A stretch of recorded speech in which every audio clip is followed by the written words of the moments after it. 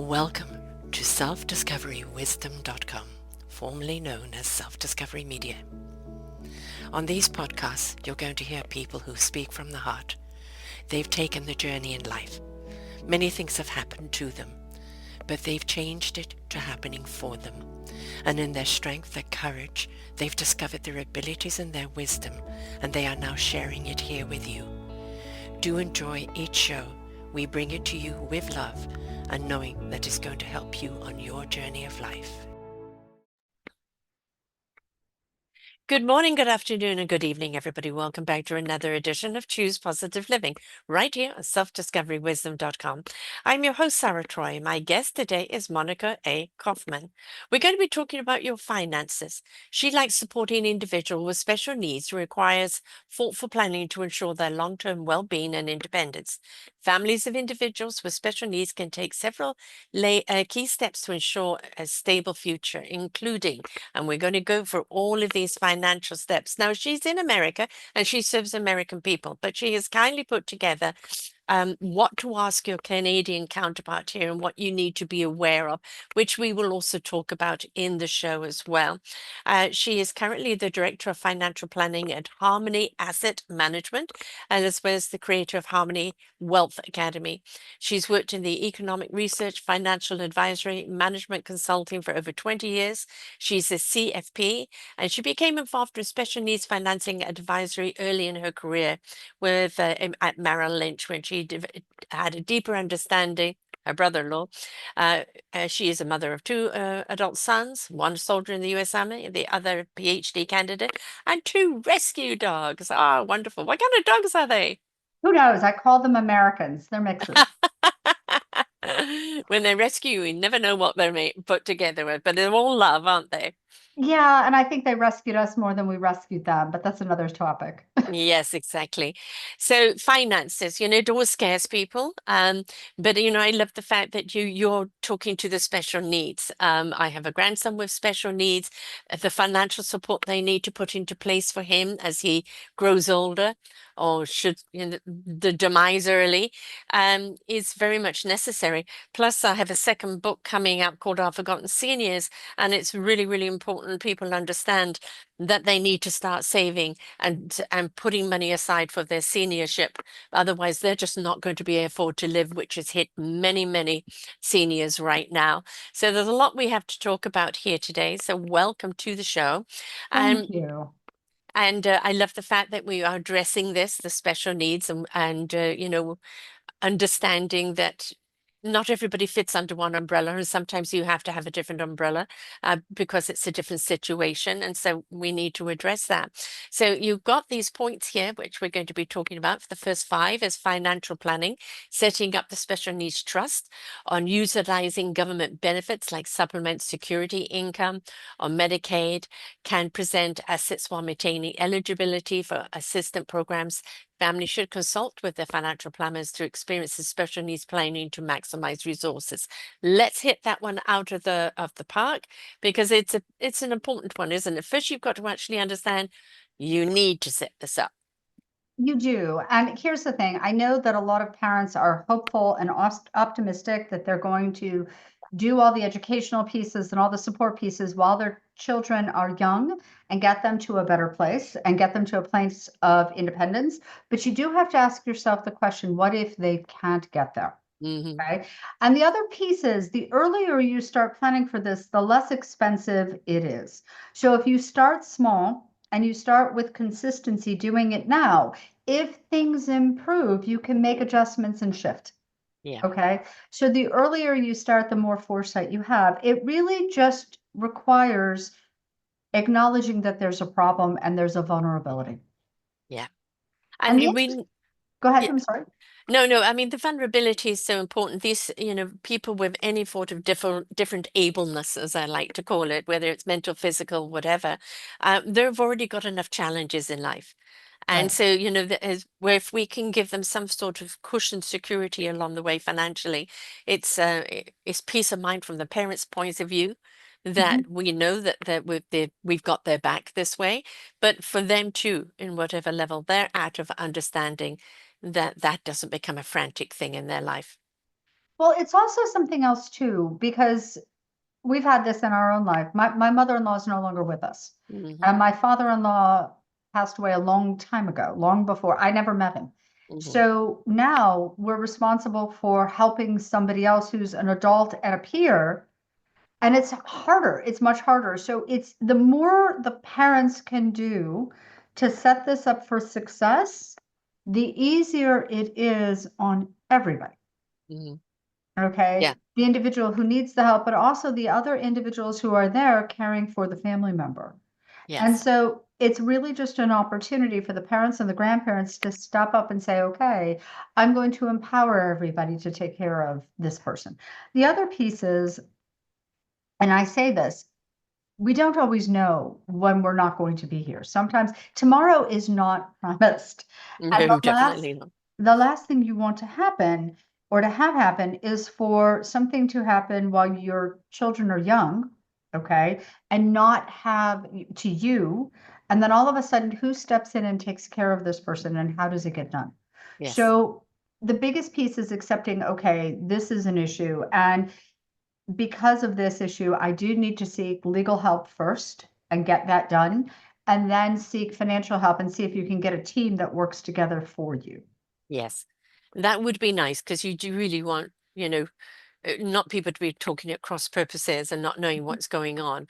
We see this a lot actually in the medical field where, one Right, doctor is not talking to another doctor, so nobody knows what's going on with other treatments. And so we're not right. treating the patient as a whole. And in the financial situation and everything, we need to have cohesiveness, which is very, very important.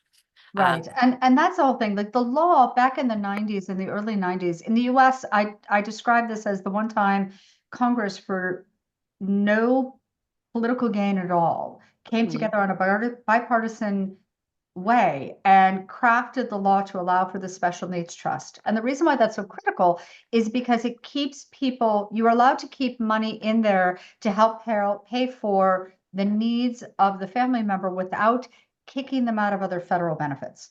mm, Okay. And so what that does is it incentivizes you to put the money away so that they're taken care of. yeah, And so it's a beautiful thing that it happened, and it's a beautiful thing that it's there. But I do recommend that anybody who's going through this process find an attorney that is a specialist in this and has done this before. right. Is Okay. it taxable if you're putting money away for this? Do they tax it? You know what? I would suggest deeply that you consult your attorneys on this to make Mm, sure that it is a trust. Okay. So I don't know. It is a trust. So talk to your attorneys, talk to your tax. right. Yeah, Okay. because I mean, suddenly people, you're putting money aside, that's considered income. But if it's, going into a trust, it's like it's a different situation altogether. So one would hope that it isn't. Well, hope that it is tax exempt because you are safeguarding, which becomes less of a burden on the government later, because you've taken care of business yourself. So you would think that it would be a benefit for them to There give that are incentive. There are programs in the US. There's one program that allows you to put money away a lesser amount. It's in the 529 system. It's a specific one, and that is tax deferred. And as long Hmm. as it comes out for a qualified expense, then it comes out tax free. But that is a specific thing, and that is small. Right. And depending on the issue that the individual has that's preventing or creating the need for extra support, you have to look and say, is this going to be enough? Hmm. Yeah. Yeah.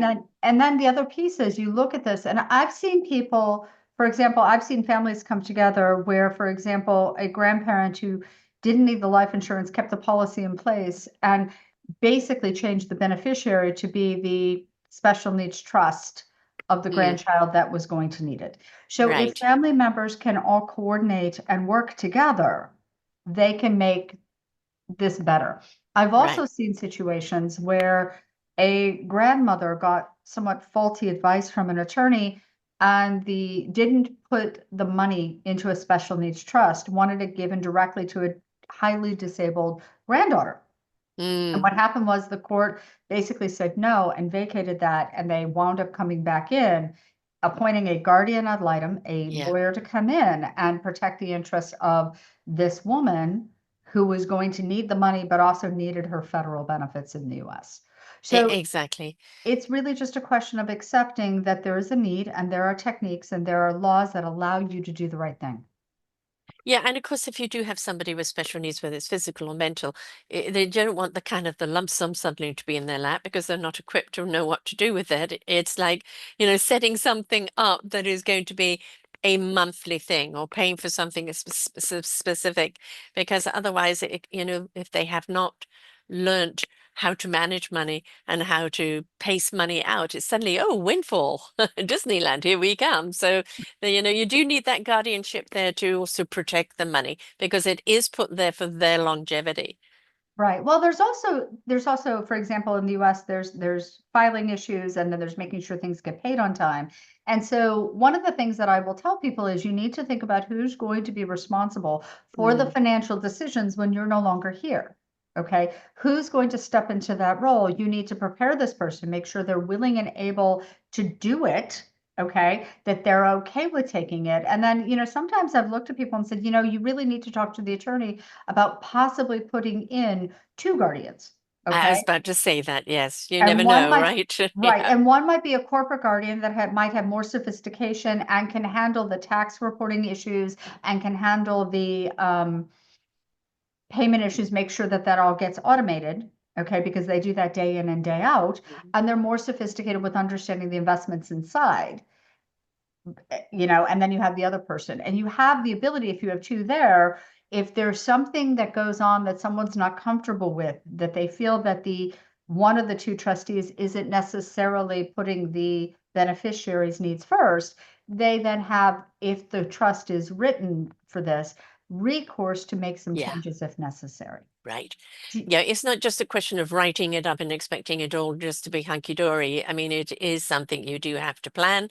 You have to verify that this person, A, wants to do it. Are they qualified to do it? If they aren't themselves qualified, do they have the resources to go to? So yeah, it's a big responsibility. And I know for a lot of people it could be quite daunting, to Right. do this. But at the same time, when as it's meant to be, parents will go before their children. And Right, if you hopefully. have, a child, somebody with any form of special needs or differently abled or any obstacles, I mean, they could be perfectly right as young children, and then something happen, an accident or whatever. And they're going to need care or guardianship financially for the rest of their lives. And you want that peace of mind to know that God forbid, wherever you go, they're going to be okay. And that's something that's really important, I think. One of the things that I stress that people really embrace is that money is just a set of tools in your hands. Hmm. And once you demystify it, you can set about learning what you need to learn to be able to interface with us. Yeah. Okay. But it is a business decision. It is not, you want somebody who understands you, understands your concerns. Okay. But also somebody who's skilled enough to communicate with you without jargon. I Yeah. hate jargon. Oh my God, I hate jargon. Okay. But who has the ability to make it make sense. Yes. Okay. And so that you understand and there's viable communication. It is a business relationship, but it is so critical and so personal because it is really about the health, welfare, and safety of somebody who truly needs to be protected. Understanding that and trusting that it's not necessarily the advisor next door or somebody who walked into the industry. It's somebody who really has a deep understanding and cares. And Okay. cares. Yes. And that very often could be a family member, but sometimes it might not be. There's a lot of families that don't support families when they have challenges, and that's an issue altogether. So it could be just um, family by choice, right? Rather I than family agree by with that. blood. I Yeah. agree with that. And then the other piece that I also say to people is I've had people say, well, I'm going to give the money to someone else. And I'm like, okay, I understand.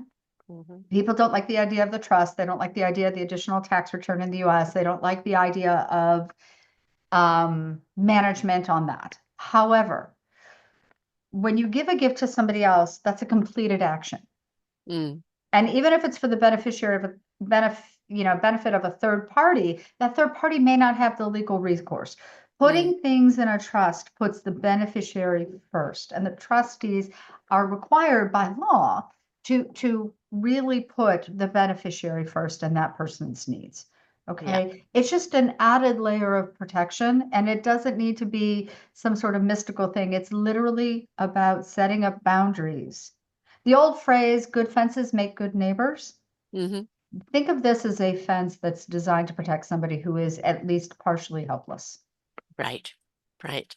And it's, as I said, it could be across the board spectrum. It could be physical, could be disability with somebody who's has had a brain injury, Mhm. or just somebody that is just simply, autistic.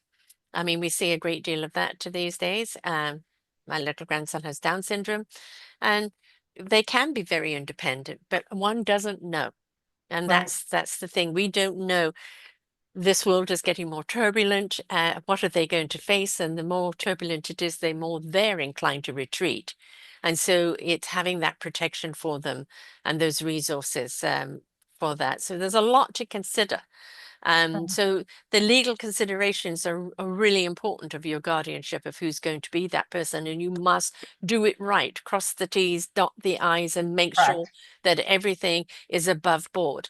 Because the last thing you want to do is that, some shyster has come along and conned you, and but you don't know anymore, you're gone, but all that preparation for your family one has gone too. So Right. it's very important that it's legal people, and there's a lot of proper guardianship people out there, right? It's a big industry. Right, but there's always the question of, okay, what are the responsibilities in my own world? When my children were young, we did a will, okay, and we had the idea of a financial guardian and a legal guardian. Hmm. Where did we think the children would be best off if, God forbid, something happened to us? Okay, where would they be happiest? And who would be do the best job at managing the money and Yeah. making sure their needs were met? And every family has to go through that, but it requires clarity. You really have to Yes. look at things. And the other thing about having things in a trust too, in the United States, I've seen things where, and one of the reasons why I say you set up a trust to protect the children, instead of giving the gift where it goes into that person's account, if you give them the gift, it goes into a joint account with their spouse and they get divorced, what happens to that money that was really set Yeah. aside for the children? Yeah. So it's really just about setting that fence, making this clear, making sure that the needs are met and that people are willing and able to step forward. Most of the time, people just simply are not aware. And I would say when you're aware, you care. And now you can make informed decisions. So, what we're talking about today is that awareness of what you need to do for that security and to empower uh, whoever you're leaving behind. But when you know what you are needing, it's helps you so much better to hire the right person because you know what questions to ask. And that's what most of the time people, but I have no idea what this is about or what I need. And they may sign something and then later on, but no, they never asked me about that. I didn't know that was important. So Right. it's knowing when you're going to meet somebody if this is the right guardian for you, is this the right financial person with for you, is but you do need to know a certain amount of knowing what to ask to be actually make an informed decision. Okay, so I don't want there to be decision paralysis, okay, because of Uh-huh. all right. And you have to start and you have to make the decision and then make it right. And if you need to make a change, you make a change. Mhm. As you learn and as you get more skilled, you're going to experience growth. There are disability organizations and communities in every community in both Canada and the United States. Find those people and then say to them, give me three names, Mm. three attorneys, interview all three. Yeah. Okay. And ask for that consultation and ask and literally start asking questions. And Yes. the other thing is when you're in your community, ask people who have gone through and done the planning process, what was it like? What do you think went well? What do you think you could have done better? Where were you uncomfortable? Hmm. And then let them tell you. Okay. Yes. The big thing is, and I say this to everybody, we need community. Human beings Mm. need community. We can't do it alone. No. All right. Reach out. If you belong to a community of faith, reach out within your community of faith and say, okay, I need help with the following. Who do we know? What has Yes. been the experience? Because the more input you get from those people, at least initially, that'll help you. Do not let decision paralysis sink in. Right. And Okay. it's doing your research so you know what questions to ask. Because from those answers you can deduce whether it's the right person or not. But half the time nobody knows what the hell to ask because they just don't know what's let out. So this is why ask your friends, ask the community.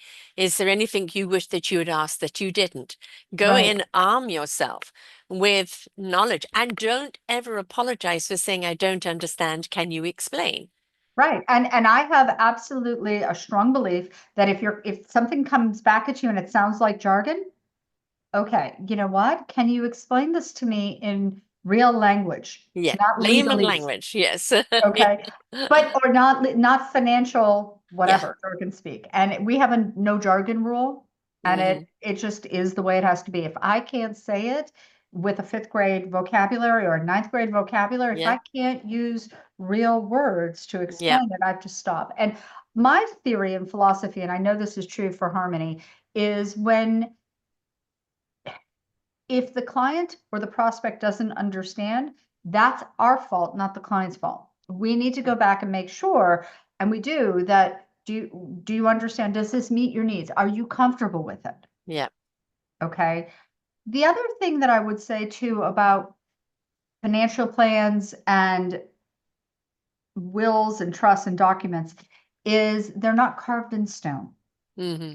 Okay. So with a financial plan, when I talk to somebody, the first thing I'm going to ask the question, or the first question I'm going to ask the client is, what's going on? How are things going? What I'm looking for is what's changed? Yeah. How do you feel about risk? Has something happened to change your feelings and your tolerance for risk? Mm. The same thing with a will. There are times when the laws in the US change. And so there's, usually the thought of you need to have the will and the trust reviewed on a somewhat regular basis, every 5 years, every 7 years, or if there is a big change in the law. Why? Not because we want to spend money, but because you need to make sure that something hasn't shifted that makes the language currently in Yes. the document not sufficient to meet the need. And then Yes. there also may be a time when, God forbid, a trustee or guardian is no longer available, or something has happened within a relationship. Whatever it is, you need to be able to shift and pivot. So it's not carved in stone. As life happens, you have to Yes. go back and review. Yeah.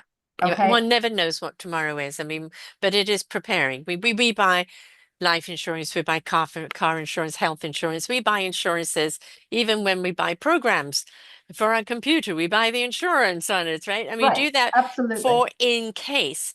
And so this is an in case situation. In case something happens, I need to know X, Y, and Z is okay. So we have to look at it from that point that it's an assurance Right. that the right person is going to be looked after. And as you said, you don't just you know, um, write it and then forget it. Well, I don't even know what's in my will. I don't even know that.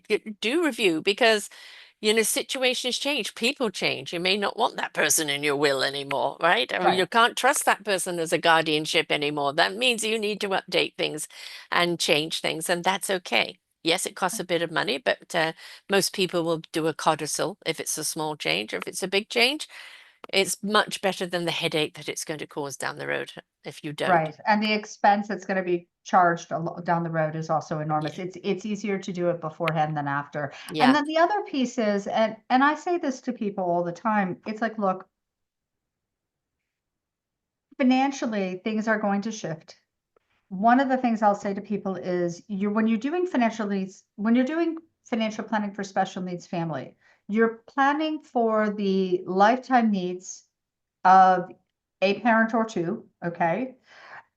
And you're also planning for the lifetime need of another person. Yeah. So it becomes really critical to embrace that and what that's going to mean as early as possible, because you then have the magic of compound interest over time and growth Yes. over time. Mhm. And so it's just a question of wrapping your head around that and doing that and planning for the needs of everybody. So it becomes a balance and it becomes a work of planning for across the board. And again, it's just I've seen families really embrace it and really embrace the challenge and do it. And I've seen families really struggle with it. And the Hmm. longer you wait, the higher the mountain is. Yeah, So I, unless the money is going to be. right. And Yeah, so I just urge you and encourage you, start the process now. And if you talk to someone and you don't feel like they really are hearing you, or you don't feel, you suspect they may not understand your concerns, by all means, find somebody else. exactly. Yes, you must walk away feeling satisfied and that everything's secure and you feel it's in the right place. I want to talk about your third point here, educational vocational support. Planning should also include identifying the best education opportunities or vocational training for the Yes. individual from an early intervention to adult studies in order to promote, develop independence and employment. That is a big one, isn't it? And again, if you do have somebody with a disability, you don't know. Are they going to be able to get a degree or finish school, or is it, something else that they need to do? And that flexibility needs to be there. Yes, and but the other piece is that you really want to encourage this person and put this person in a place that they can make the most of the life that they have. Yes. Okay, make the most of the opportunities that they have. And I've seen this in a lot of different situations. And I had a case recently with a mother in her 80s and a son considerably younger, but he retired after working for 40 years. Hmm. Okay. And he did well for himself within his capabilities. And they put away, they encouraged him to be financially responsible. And you don't know what people are capable of. But I Yeah, will say this, exactly. having something that gives you a rhythm and a pattern to your days where you're able to Hmm. work gives you a sense Purpose. of self-respect, Hmm. a Hmm. dignity. Yes. I feel And you're I think contributing. Yeah. right. And contributing not just to community, but to your own care. Yes. And you're not just, it's enormously important. Don't underestimate their capacities either. Right. And so, whether working at Walmart or managing to have achieved something else. It's all about that participation, having something to get up for every day, something to be proud of, and Mhm. something that gives you a sense of independence. And it doesn't matter what level you're on, we all need that because, Absolutely. because we're all here in service of one another, and we all want to know that we count in some ways, which Yep. is really important. So it's having that money put aside because you don't know, maybe suddenly they are university material, or maybe it's just other types of education they need to learn along the way just to assist them on whatever their chosen path is. But knowing that money is there for it Mhm. is, yeah, again, opens doors, doesn't it? It does, but the other piece is that there are also programs, and I know that there are programs here. So, for example, in the state of Texas, where I live, there are different programs where they take people onto college campuses, Hmm. okay? And they teach them in independence living skills and different other skills along the way. And they give them like a college experience. They get them to transition away from home Hmm. so that they can learn to live on their own, which is Yeah. also a viable skill, okay? Yes. But then there's also, for example, you need to plan for things like that so that if they do have to go into any type of group living situation, whether it's a nursing home when they hit their 60s or 70s or assisted living, they know how to interface with people. So Yeah. those EQ skills, that ability to look somebody in the eye and live with them and work with them, Hmm. that still is a very critical thing. I mean, that for everybody, that's a critical Yes. thing. Yeah. Yeah. So, it's important that we value these people and encourage them to achieve the most that they possibly can. But I would say that Excellent. about everybody. I mean, they're no different. No, no, definitely not. We have, so much dyslexia and ADD and HD and all of these type of things, but it just means people learn differently. And Right, so maybe mainstream can't help them, but over here there's a wonderful program that can. It costs money, but you've got money put aside for it, and right, so that means you can open up that door. Now the big right. one is health. Sorry.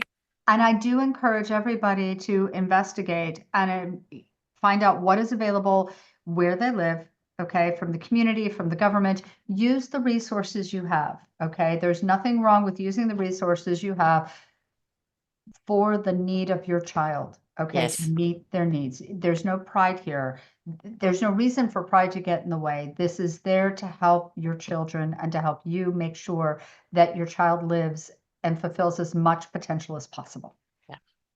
Now, of course, we've got the healthcare needs. Yes, Establishing a comprehensive healthcare plan, including access to specialists, therapists, is essential to both current and future medical needs. And you may have some people that do need around-the-clock care. yes. I don't know if you remember Gilligan's Island. And Hmm. Gilligan, he and his wife had a child who was severely autistic and nonverbal. And basically, for like 20 years, there was no resources for them at that time. And they just didn't go anywhere or do anything. They just looked after this child, which had really some bad days and okay days, until eventually he managed to get a house. He bought him a house across the street with care so they could have, he unfortunately died, but his wife carried on. But you don't know the extreme of what measures or care is going to be needed. And there are some people that are going to need care for the rest of their lives. And you've got to make sure that that's secure and not taken away once you demise. Well, that's also the other piece of this. That's part of the reason why the Special Needs Trust is so critical, Hmm. because the Special Needs Trust in the US is designed for people to be able to set the money aside. And there are some Hmm. rules involved with it, and you really do need to speak with an attorney on it. But it will not, in particular, kick people out of the medical support that their Right. children will need. And that medical support can be significant and very cost prohibitive. Yes. Okay, so it's really, really critical that you understand that this is something that is going to be on the horizon and plan for it accordingly. Yeah, exactly. Back to the awareness, right? Awareness and protection, which is really important. And of course, your fifth one in here is community resources. Many Right. communities offer programs and support networks for families and individuals and special needs. And it's, connecting with those and the advocacy and, being really kind of building your village. Yeah, I think, and you and I have spoken about this a lot. We need community. We're built Yes. to need community. And, there's nothing wrong with parents and caregivers saying, I need a day off. I need Yes. respite. Okay. Yeah. I can't do it all the time. I need a break. There is absolutely the right approach to say, this is what I'm able to do, and I have to also take care of me. You can't pour from an empty cup. If you're completely depleted, you can't be there for the other person. No, no. Okay. So And reach also, out. you're entitled to have a certain quality of life yourself. Right. Right. Okay. And I don't want people to hesitate to say these are my limits, because if you Mm, don't actually know where your limits are and you don't protect yourself, you won't be there. yeah. You matter as well. Yeah. Okay. So Yes. plan for this. And then the other piece is it helps to know you're not the only one walking this journey. Yeah. Hmm. You're not alone. And the more you talk to others in your village, as everybody goes through the process of providing for their families, I want them to be able to share information to say, I had a really great experience with this person, but here's how my situation may be different from yours. So Hmm. maybe that'll affect whether or not this is the right person for you. And the more you connect with your community, the easier it will be. Yeah. Yes. Yes. I mean, back in the day, it was the village that everybody looked after the kids. Right. And kid felt that they could go to anyone's house and everybody would have their back. I mean, that's the way it was. Kids played out in the street and along with each other, and everybody in their neighborhood looked out for them. And that world is gone, because now if our kids out of our sight, no matter what, we panic.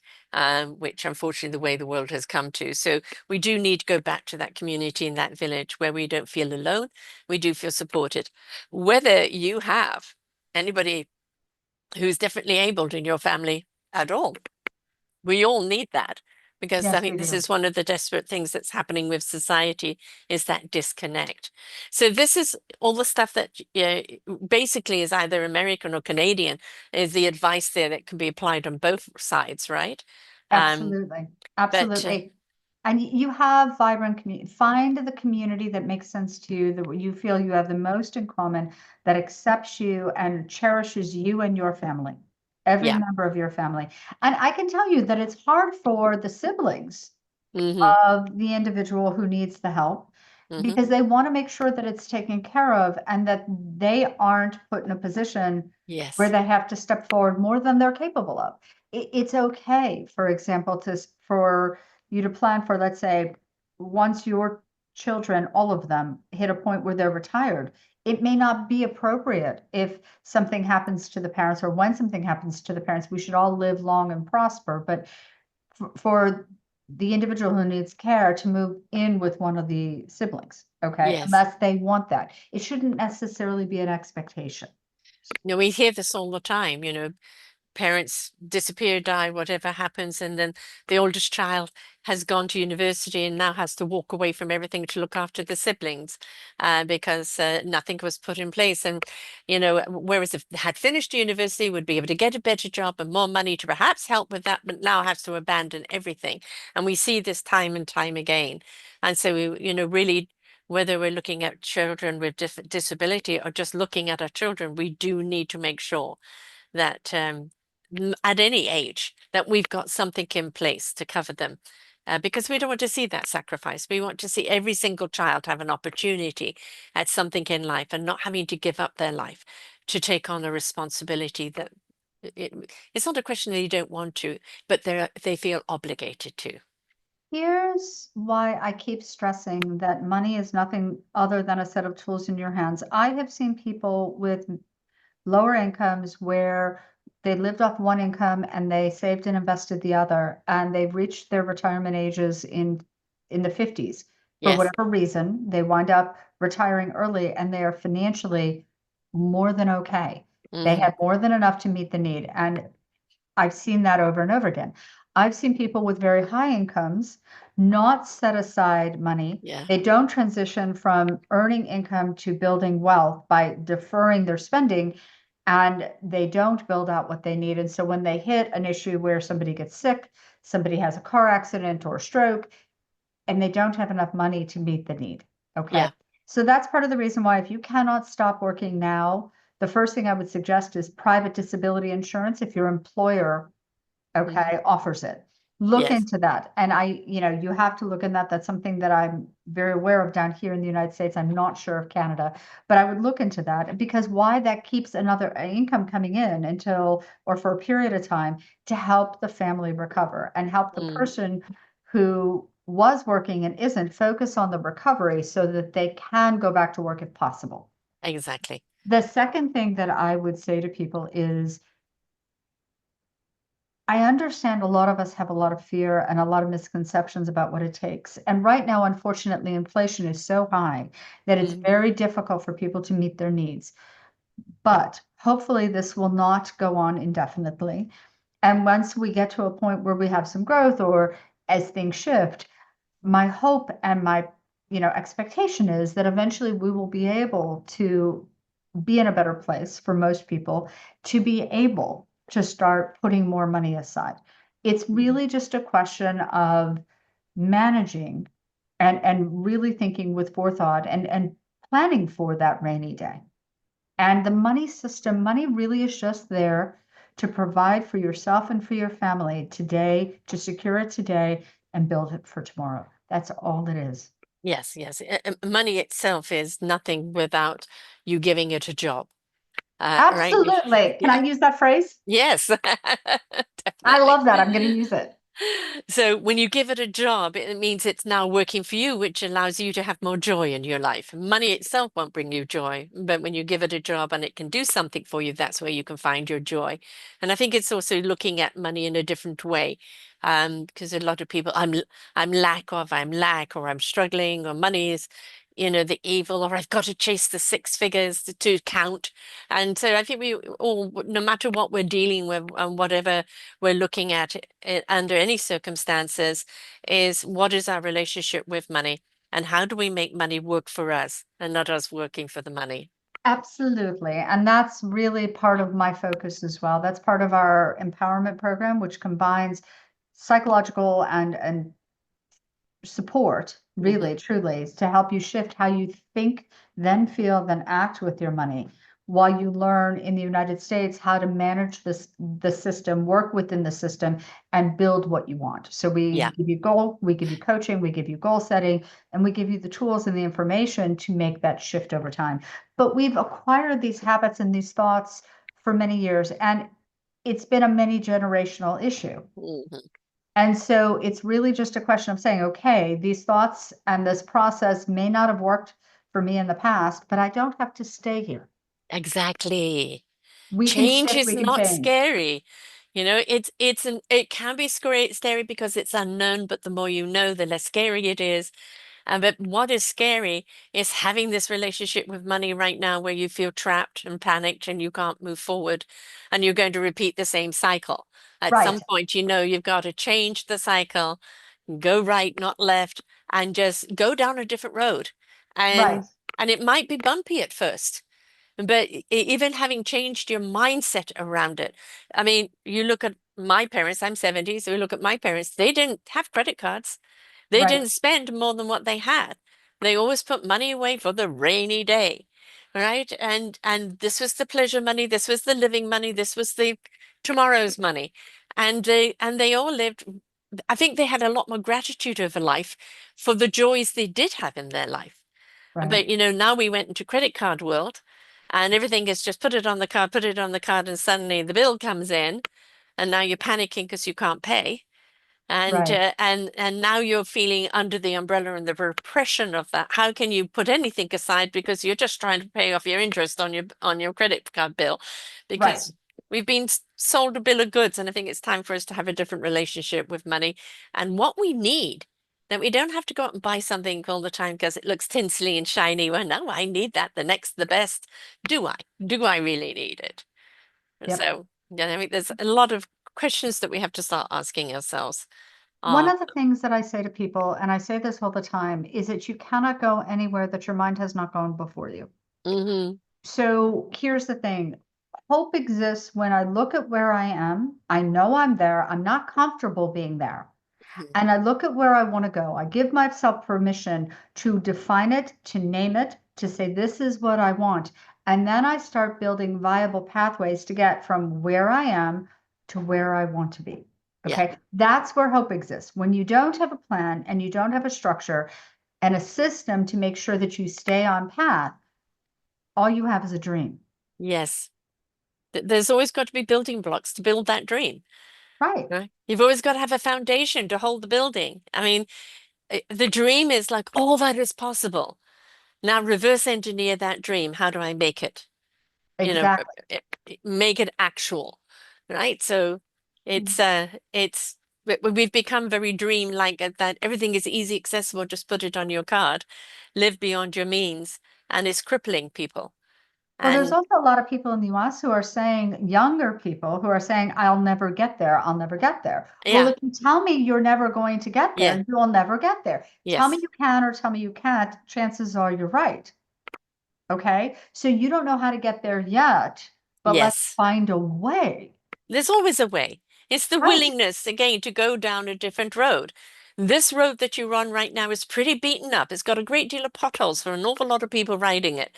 It's time Absolutely. to take a different road. And it might be a small countryside road, but you have no idea where it's going to lead you. But you need to go down a different road where you can take back control of your relationship with money, Yes. having money work for you, give it a job where it gives you the happiness, but it doesn't cost you all the Exactly. anxiety in the end. So that is part of the exploration of life. There's so much joy to be had in life if we're willing to explore and try new things. But we are scared always to do that, and then we end up on the same cycle and the same treadmill. You see people get into financial trouble and you get them out of it and they get right back into it because they didn't address the core issue of why they got into it in the first Right. So place. that's part of the reason why we focus on the mindset, what actually is a wealth mindset, and shifting on that. You have to Mhm. shift how you think, which then affects how you feel, which then affects how you act. So you can't move forward on just one leg with this. You have to have two. Yeah, exactly. Yes, Okay. there's And no and hopscotch. you know what? Hopscotch is fun, but don't do it with your money. You can have Okay. some moments of that now and again, but basically you want the stability of the two legs, right? So, Yeah. uh, I've done many a show on finances, etc. And but not one that of caring for your loved ones that are challenged in any way. And then, I know that for many people it's so daunting. Who do I, what would happen? Who would take them? Where would the money be? What resources do I have? And it can be so overpowering. And if they find somebody along the line that can help them along the way, this is what you need. Or as you said, the reason why I do these podcasts, you've listened to some points that you need in order to go to your attorney or to a financial person of what to ask. Because most of the time people don't do anything because they feel, I don't want to appear stupid. I have no idea what to ask for or where to go. You know what? Here's the thing. This stuff is not delivered genetically. Okay. No one's born knowing this, and people aren't taught it. Yeah. Okay. And I say this in the US, we're roughly about 80% of the population is considered somewhat financially illiterate. Yeah. Okay. Having a rough time understanding the system. And at least 60%, maybe close to 70% are financially vulnerable. Like if Hmm. they got an extra bill for $500 or $1,000, they might have a hard time paying it. Yeah. Okay. And I understand that and I'm sympathetic. And I look at this and I say, okay, it doesn't have to be like this. No. But you can't expect parents that haven't mastered this system to be able to teach their children. And so Hmm. it perpetuates itself. There Yes. is, everybody starts from somewhere. It's okay. Yeah. Okay. When you first started school, you may not have known how to read. That was Exactly. okay. Yes. Okay. I want, Willingness to learn. well, and again, there's no shame in saying, all right, I didn't learn this. Yeah. What do I need to learn? How do I go about doing it? What can I do? I just urge people to not look for the easy pat answers. I Hmm. urge people to really, truly get, when it comes to this, start with the community, start with the legal resources, and then be quite frank with the attorney and say, I know there's some financial challenges. I know I need to do this. Can you give me 3 names of financial advisors from different firms Hmm. with whom you've had a good working relationship? Yes. Yeah. And what Okay. we're asking people to do is root. When you put good roots down, good growth down, water and nurture it, things grow and they grow stable and deep rooted because the more deep rooted they are, the more secure the tree is, right? And Right. it's not like you're not asking for an olive branch. You're actually asking for, the seeds that you can plant where the roots can take place and really build something long and strong. And I Right. think if we were taught right from the word go in school about e-commerce, about how to manage money or how to make your money work for you, give it that job, then I think we would actually understand things a lot better of how important it is to root because they're never too young to start teaching this is your saving jar, right? This is the Right. saving jar for what you want, or maybe this is your saving jar for your old age. Why are we not talking about that? Instead, oh, there's their youth. No, they don't need to worry about that for later. Well, I'm a senior, and believe me, our pension has not kept up with inflation. Ouch. I'm And there are sorry. so many, and here we have such an inflated rate of housing costs that are just ridiculous. And now we've ended up with more homeless people that It's have worked awful. all their life It's awful. and they've got nowhere to go. They It's cannot afford awful. the roof over their head. And they weren't expecting this, right? They bought their RSPs, they did this. There's one story which will blow your mind of a couple. I think they're, I don't know what age they were, but they had 1.2 million and they went into not a nursing home, but a retirement complex. And they Mhm. thought, we're set for life. We're okay. We're covered. They outlived their age of expiration of money. And so they took this couple who are now in their 90s and put them in the basement on cots. And I wouldn't have believed this except for the resource that it came from is somebody that works with the seniors and their computers. And he went to see them. They go, they're not in their room anymore. They're not in their suite. No, no, they ran out of money. They're now down there on cots in their 90s. So their money ran out, and people will screw you. You don't have money anymore.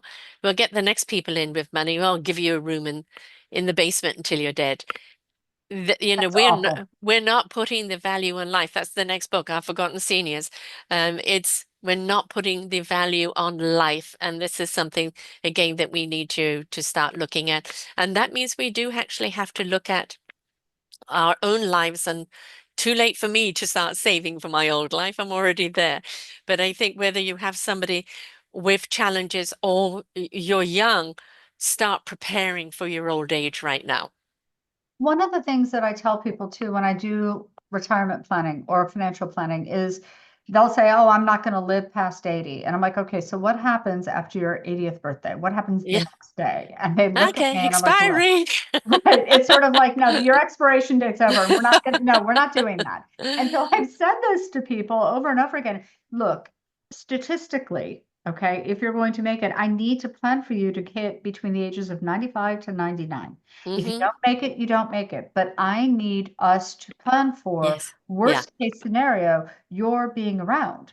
I had a client walk into my office about a year ago, and honestly, she I laughed about this. I could not judge her age. Okay. She was considerably older than I expected, and she looked beautiful and fit and Yeah. had everything together. Okay. You don't know. And so it's like, How many centennials are we seeing now? 101, 105, right, right. 110. We never ever saw this before. I'm the And oldest it's a person I've blessing. yeah, It's a blessing.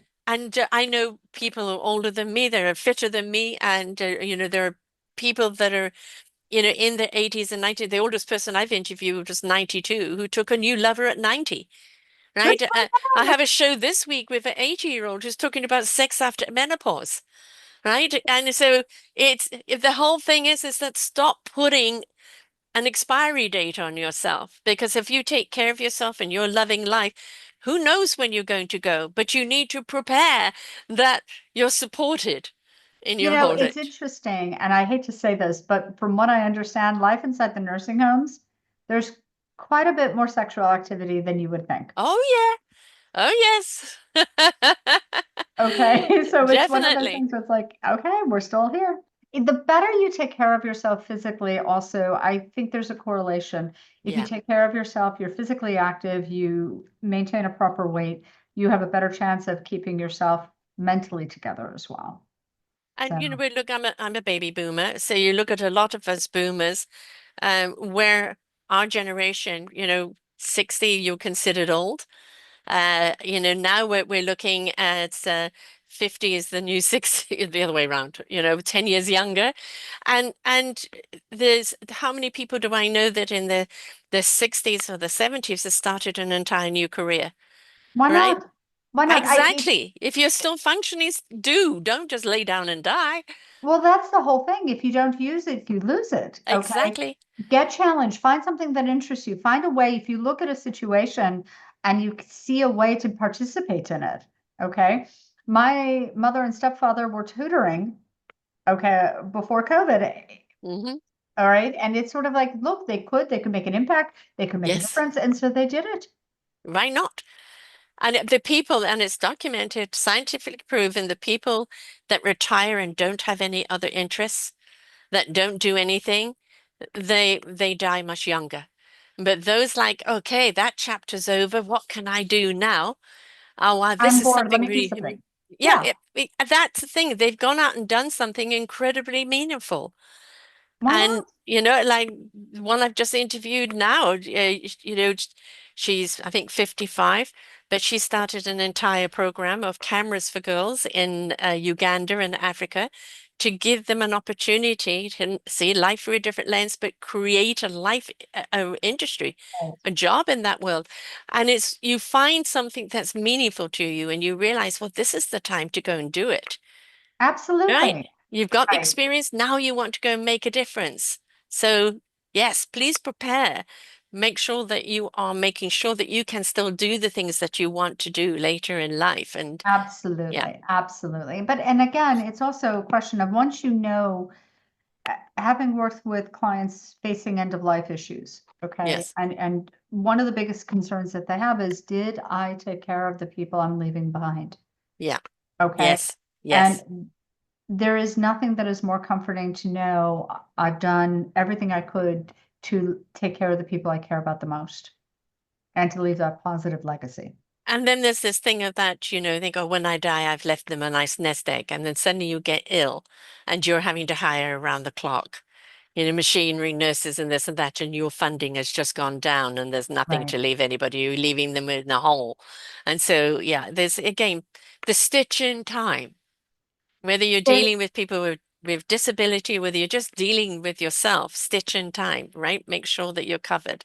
right. It's one of those things like here in the US, one of the things that we talk about is long-term care insurance. And Yes. that's not going to pay for the medical care, but it's going to pay for all the things that have to do with the tasks of daily living and making sure that you're taken care of so that the medical stuff is there. Yeah. And when you see people who have dementia or who have parents with Hmm. dementia or siblings with dementia, knowing that there's resources to make sure that these people get best available care is remarkably peaceful. Yeah. Okay. It feels so much better. And again, case in point, done a show on that with a dementia nurse. She actually helps people that have been diagnosed with either Alzheimer's or dementia while they're still cognitive to Hmm. choose where they want to go, to That's awesome. choose to do their will, to prepare so that when that time comes, the children don't feel guilty now having to put them in a home for the better good because they chose it. They had a say in what's going to happen to them when they can't have a say anymore. So my grandmother, interestingly enough, my mother's parents, my grandfather had Alzheimer's. And when she went through the process of taking care of him and making sure that he got into the home, he had to, okay? Hmm. And it was a necessity for him. Several years later, she realized that she did not feel comfortable taking care of herself. She didn't feel comfortable driving. And Yeah. so what she did was she knew it was an issue. She had always had an application on file, so she was on the waiting list at where she wanted to go. She knew that, okay, at the time. She did that. She had that. She got home. She activated that application. She Hmm. knew how long the wait list was. And then she turned around, sold the car, and then she told my mother and my mother's siblings. So Mm. after it was a done deal. And they Yeah. said, no, you don't need this. And she said, no, I will not be a burden to my family. I've Yes. already activated the plan. Right. And she was on a wait list for, I think, 10 months roughly. Hmm. Okay. And it was hard. It was very, very hard for her. Yeah. But she actually was right. She needed to go Yes. in there. Yeah. And so if you can actually take ownership of it and say, my Yes. grandmother had told me she had watched a news program many, many years ago. And this was a long time ago. She said she'd watched a news program and she realized what happened to people as they aged. And she was not going to have her children and her grandchildren's last memories of her be that. And that happened to my mother. My mother was nearly 6 years bedbound with my brother and my sister looking after her. My brother had a heart attack looking after her. My sister ended up with a hernia that grew so big, and they said, we can't operate because of your sticky blood, and eventually having to have an operation to find out all our organs have been moved Oh, because of wow. this hernia. And all of this was from looking after, my mum because she got to the point of being bedbound, which she didn't have to be. It was the circumstances that took her there. But she lived to 95, being bedbound. So I've promised my children that's not going to be me. I'm never going to have them look after me in that way. Okay. So and that ain't happening. But I think we want to have control in our lives, our say, our choice. But we do need to put in place that financial backing that gives the freedom of our choice. And I And the think, legal backing, and the legal and the legal backing. backing. And that's Yes. one of the pieces. Again, you have to do your legal planning, your estate planning. I call it self-ownership, Hmm. taking ownership of yourself and setting it up so that you make the decisions and others are implementing it, as opposed to a judge making its decision based on what the family inputs are. Exactly. You really Who have want. no idea who you are or what you really wanted. And yeah, they're just, yeah, yeah. Correct, Hmm. correct. And you want the decisions to be made by people who you want it to be your decisions and you want them implemented by the people you choose. Yes, That also exactly. requires also too, and I urge people to really think about this, real clarity and honesty about the people that you're looking at to do these things for you. Are they comfortable with it? Yeah. Talk it over with them. Okay. Yes. have those conversations with them well ahead of time so that nobody's surprised and nobody looks and says, I just can't do it. Exactly. Exactly. But the thing is, get the information. And this is what Yes. we're talking about today. So, what part can you play in helping people set up their finances for people with disabilities? Well, if you are interested in doing some financial planning and you'd like to do that, my email is mkaufman@harmonyam.com. Our website is www.harmonyam.com. I also have an academy where we're teaching people the skills so that they can learn how to manage the system and that they can feel more empowered. And that's again only for US residents. But you can reach me at that same email, and the academy is harmonywealthacademy.com. But most importantly, I want people to understand that this is within their power and this is Hmm. something that they don't have to be afraid of.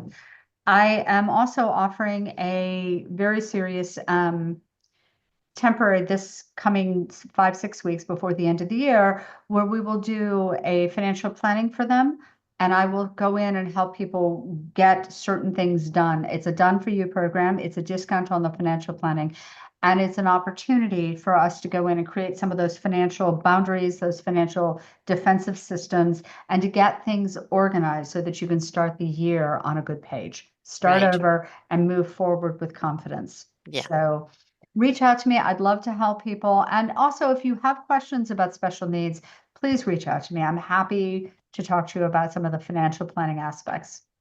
So, So it's harmonyam.com or it's yes, harmonywealthacademy.com. And they can also get hold of you at M. Kaufman, which is Kaufman at yes. harmonyam.com. And of course, the Canadian one, which you've given us all the information here, is where you've laid out, things that are being offered, how to ask for the credits and the DSP savings and all of these type of things. So if you are from Canada, please just put in Monica Kaufman in the search engine under selfdiscoverywisdom.com, and you will see all of that there too. We didn't get into that today, but all of that information. So everything we did talk about applies in Canada as well. You need to get somebody professional who's going to help you set this up.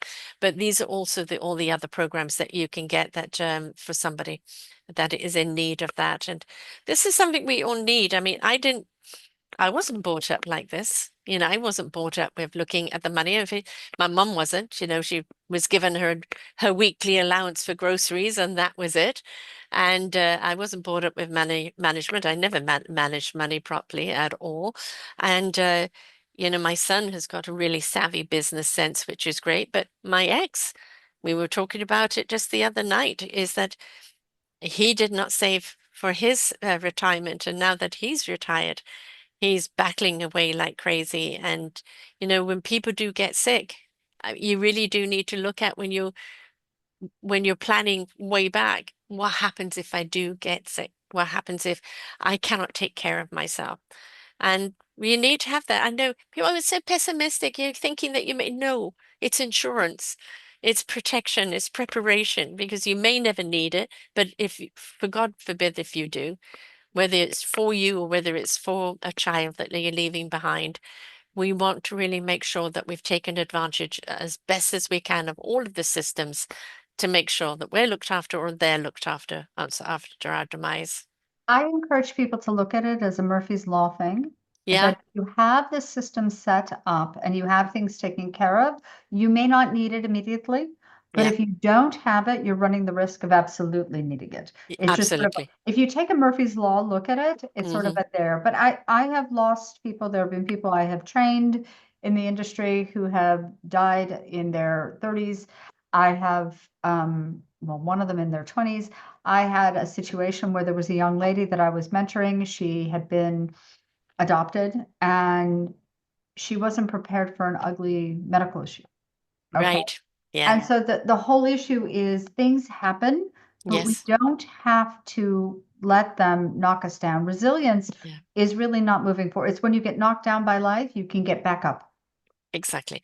And the more you know, the easier it is to get back up. So don't be Right. afraid to ask. Don't be afraid to reach out to you. And can you help me in my situation? Whether it's, planning, financial planning just for you and your family, or financial planning for, a disabled child. Um, if the more we know, the better the choices we can make, the more secure we can feel, the more we can get on with life. Absolutely. Absolutely. Thank you so much. You have such a great attitude. Thank you for doing what you're doing. We haven't, as I said, I've done many financial shows, but never one on looking at our differently abled and preparing for it. And it's something we do need to look after, whether it's our children or whether it's us down the road. It's peace Right. of mind so you can go out and enjoy life.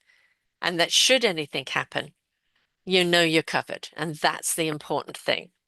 Yes, absolutely. And thank you for doing this and for calling attention to it because it's just another piece of the puzzle. Yeah. And a lot that people just don't even know is there. Well, Again, they've, I also look at them and I have so much empathy because I think it's overwhelming and it doesn't yes. have to be. It Yeah. really just doesn't have to be. The power's within your hands. You can do this. I've seen people from all walks of life master this system and make it work for them. You don't Yeah. have to be afraid. Right. And don't be afraid to ask questions. Don't be afraid to say, I don't understand. Don't go, oh, it's over my head. What the hell did they say? I didn't get that. No, ask people to break it down for you, right? And don't feel, oh, we feel like an idiot. I don't understand you. They're trained in that lingo. We're not, right? Well, So, it's yeah, and I have no problem saying to people, please banish any jargon and use real language. The other yes. piece is that I say this as a professional. If you come to me and you ask me a question and I can't explain it to you, that's Yeah. not your fault, that's mine. Yeah. Okay. So if you don't understand something, tell me, Monica, I don't understand. And if you're talking to someone else, an attorney, a financial advisor, or any professional that wants to work for you, okay, and Yes. with you, make them have them explain in language that makes sense to you and that you are comfortable with what they're recommending and what they're doing and why. We don't want anybody that intimidates you. We don't want anybody that's condescending to you. We want Correct. somebody that's totally in the line of business because they care and they have your best interests at heart. Correct. And that they are willing to explain to you. And if what they're recommending doesn't feel quite right, you can Yeah. back up and say, I'm not comfortable with this. What are my options? Yeah. Yeah. Okay. But Exactly. literally, I encourage everybody, and I also encourage people, get 3 names. Mm, Don't just interview one, and yeah. get 3 names from people who have walked this walk.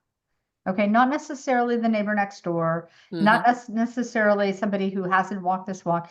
Get those names. Get those names from people that are community leaders that are accessible to you, whether it's from a place of faith or organizations around you. Get 3 names. And if the 3 names don't work and you're getting conflicting information, get a fourth. Exactly. But talk to the people that have already gone through it. They're the Right. best examples of, Right. what. And ask them, what did you Yes. not like? What did Yeah. you learn? What do you wish you knew Mm, now that what do you know now that you wish you'd known back then? yeah. Yes. And the more that we're willing to take it in, to write it down, the more capable we are picking the right person for us. Right. And the right person today might not be the same right person in 10 years, and that's okay too. Exactly. Life It's happens, the things present that change. you're taking care of that takes care of the future, but in the future, you may to reassess that it's still there for you in that future. So it's not just writing it out and forgetting about it, it's assessing and going, does anything need to adjust or update here? And I want to remind everybody, it is a privilege to sit alongside a client and to work with them and for them. Okay. You're the client. Yeah, Never forget that they are working with you and for you for your benefit. yeah, Okay. Period, the end. They have to have that attitude. And if you yes. sense that it's not there, I just encourage you to reassess. Is this the right person for me? They may be, but I Hmm. want you to make that decision from a position of internal strength of, okay, I deserve to have the best possible person for me and my situation. You want it to be a harmonious experience and not coming out feeling that you've bitten every nail off the. I love the way you describe things. That's just beautiful. Thank So you so much. My pleasure. Again, to reach out to her, just going to go back to your email again. It is mkaufman@harmonyam.com or harmonyam.com or harmonywealthacademy.com. Reach out, have a conversation. You don't know if it's the right fit until you have that conversation, or look at the academy and see if that is something that can serve you. But please do something. I know it feels overwhelming. I know it feels intimidating. I know it's something you're going to get to, but how about this is the right time to put it down on your calendar? I'm now going to do today. You can do it. You can do it. Yeah. Exactly. And it's necessary. You want that peace of mind to make sure not only you're looking after yourself for the future, but you're looking after the children that you're leaving behind. Because one Absolutely. never knows. One never knows. We have no idea what tomorrow is going to bring. We greet it with optimism and joy, but we have no idea what's going to happen. And to have things in place that no matter what it is, it's there to support you in what you need to face is something that's important to have. Peace of mind, folks, Absolutely. please. Trust me, from somebody who never did anything financial for her security, trust me, you want that peace of mind in place, please. It's something very important, and I wish I had done, and I wish I knew more back then. There was no conversation back then. You've got the conversation now. This is the time to take action because now you know, now you can get going. So thanks very much, Monica, Thank for you as your well. time, but also for going down the path of helping families with disabilities prepare, secure, know what to do, how to set things up, because it is it is one of the things that really worries them and crosses their mind. How do I set this up? And they just don't know where to start. So, The other thing is just choose one area, start there, do a small thing, it grows. You will gain confidence as you take it one step at a time and yeah, ask questions. Things will shift in the programs, things will shift in what's available to you. That's okay. Don't feel stuck. You're not yeah, stuck. You may be exactly. planting a tree, but you're not a tree. Exactly, exactly. And kind of what kind of tree are you planting as well? I'm the willow. My branches are constantly flapping in the wind. So it's, you got to remember to water that tree as well, otherwise it ain't going to grow. So you want to put that bench underneath it with the apple coming down so you can enjoy it in the future. That means you got to plant it now. So thanks so much for taking the journey you're doing and for offering what you're offering. And to everyone out there, there's always an answer if you're willing to listen, to learn, and now apply. So whether you have somebody um, with a disabled child and you want to send them the show, please do, because now they're armed with information that they may have not known, or whether you're somebody trying to prepare for your own future, Yeah. to make sure that you're being looked after down the road, because who knows what's going to happen to you down the road. I never knew I was going to be disabled, right? And I didn't prepare for that. So you have no idea. So please pay attention, reach out to Monica. She will harmoniously take you through the process and put your mind at ease and set you in the right track. So Thank you until, so much. my pleasure, my pleasure. Until next time, folks, remember the stitch in time, preparation, it will save you a lot of grief down the line. Bye for now. We hope that you enjoyed the show. There are so many more for you here on selfdiscoverywisdom.com. Just go to the podcast tab at the top there and you will see all the many genres and all 3,000 shows ready for your listening. We are here to serve you, to help you on your journey of life, and we know that through inspiration, it begets invitation. We are supported by you, the listeners, and those that we interview. Anything that you can spare us in donation would be greatly accepted, and we do hope that you enjoy the next show.